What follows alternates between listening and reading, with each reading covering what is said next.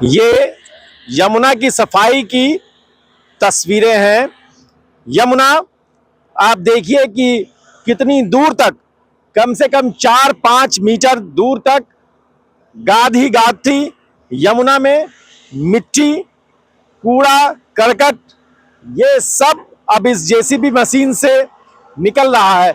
पक्षी देखिए, पक्षियों की उड़ान, और उस उड़ान के नीचे बहता पानी, माँ यमुना। और यमुना की सफाई के संदेश बड़े हैं।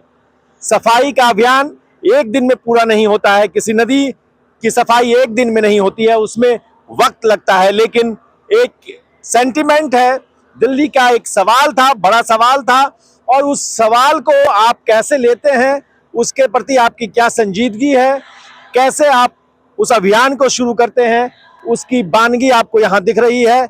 यमुना, हम जब यहाँ हैं तो पानी से एक हल्की सी गंदगी की एक गंध भी है, लेकिन ये सब कुछ इसलिए जरूरी है इस तस्वीरों को देखना, क्योंकि यहाँ से एक उम्मीद नजर आती है, यहाँ से माँ यमुना की सफाई का एक संकल्प बनता नजर आता है।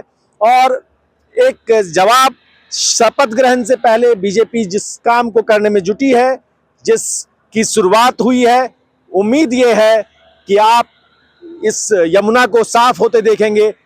ये जो छठ मैया का व्रत होता है, छठ की दो छठ होती है, एक चैती छठ और एक आपको दुर्गा पूजा दीपावली के बाद की छठ।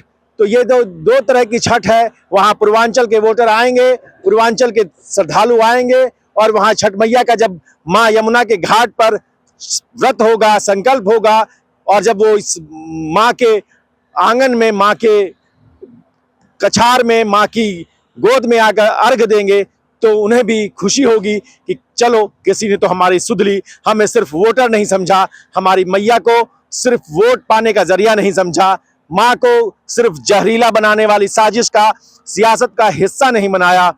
उन्होंने एक संकल्प जो कहा, जो किया, उस पर काम शुरू किया।